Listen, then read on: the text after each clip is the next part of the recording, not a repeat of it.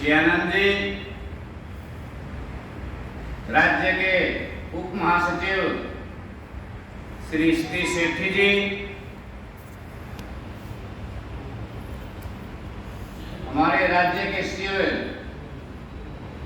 आजाद पंचाल जी, राज्य सचिव कृपाल जी, एसकेएस के जिला प्रधान साथी सुशील गुर्जर जी,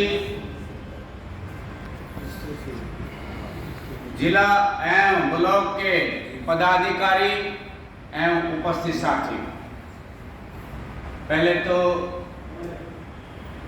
मैं आप सभी का यहाँ पर पहुँचने पर इस सफल कन्वेंशन का आपने आयोजन किया, आपका धन्यवाद करता हूँ। जहाँ तक साथियों कन्वेंशन का मतलब है, आज के टाइम जो विशेष तौर पर आज के ठीक 10 दिन के बाद हिंदुस्तान के संविधान ने जो हमें अधिकार दिया है, उस अधिकार का प्रयोग आप लोगों ने अपने परिवार सहित अपने मोहल्ले में और अपने यार दोस्त में अपने परिवार के साथ उसका उपयोग करना।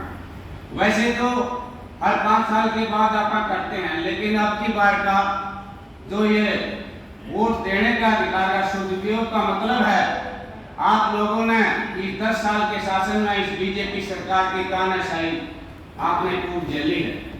अगर आपने किसानों को अपनी मांगों को रोकने के लिए कील गढ़वाने से जो उनके साथ स्थिति करी, इस चीज को रोकना है तो बीजेपी सरकार को बजाना है। अगर आपने कौशल रोजगार के तहत जिन बेरोजगारों का शोषण किया जाता है उसको बंद करवाना है तो इस बीजेपी सरकार को बजाना है। साथियों, बेरोजगारी की बात हो, चाहे सरपंचों के आंदोलन की बात हो, कर्मचारियों के आंदोलन की बात हो, इस सरकार ने आज तक, मैं तो रिटायर्ड कर्मचारियों की बात करूंगा, 2019 में सेठी जी उस मीटिंग में मौजूद थे जिसमें सब कर्मचारी संघ के नेतृत्व में मुख्यमंत्री से बातचीत हुई थी। रिटायर्ड कर्मचारियों की 2 मांगों पर सहमति हुई थी।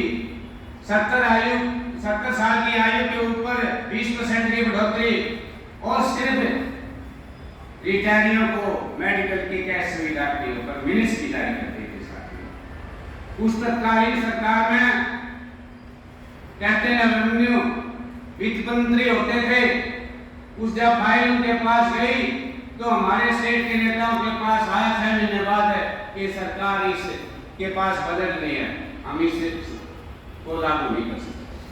हमें नहीं पता कि मुख्यमंत्री बड़ा है या वित्त मंत्री बड़ा है, लेकिन अब तो इस 5 साल में 4.5 साल के दौर में खट्टर साहब के पास वित्त मंत्रालय है।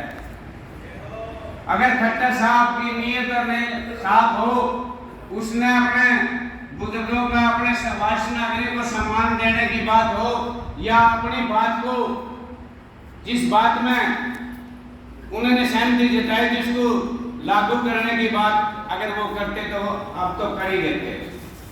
साथियों, रिटायर्ड कर्मचारी संघ बहुत लंबे समय से आंदोलन पर रहा, लेकिन कुछ साथियों के पास हम जाते हैं, वो ठीक कहते हैं कि अभी तक आपने क्या उपलब्धि करी, हमें मानते हैं।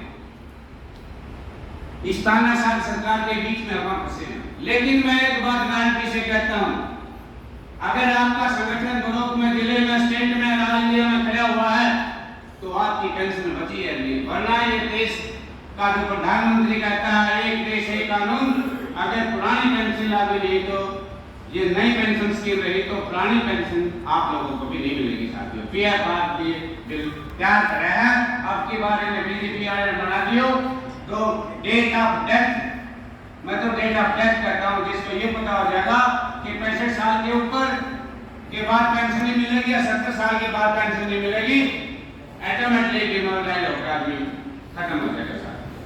साथियों, आज जो रिटायर्ड कर्मचारी साथ में जुड़ते हैं, मेरे साथ दो है अपने बलराम जी और अपने कृपाल जी, हम आपस में अपने जिलों पे काम कराते हैं।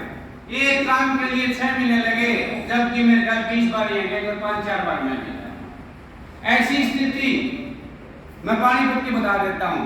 एक बिजली बोर्ड के में 32 लेडीज मतलब फैमिली पेंशन को आज तक 2016 का पेंशन का रिवाइज नहीं दिया रहा। अब एक्शन के नारे लगाए तो अब उन्होंने वो पंचकुला भेजा।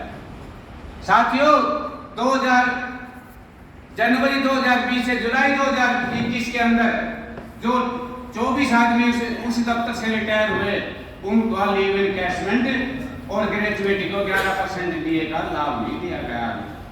साथियों, इससे अलग 50 आदमियों का 5,72,000 रुपये इनकम टैक्स काट दिया। साथियों, हमने उन साथियों को ये तीनों चारों मुद्दों के ऊपर उन साथियों को पता भी नहीं, उन साथियों को ये उनका हक दिलवाने का काम किया था।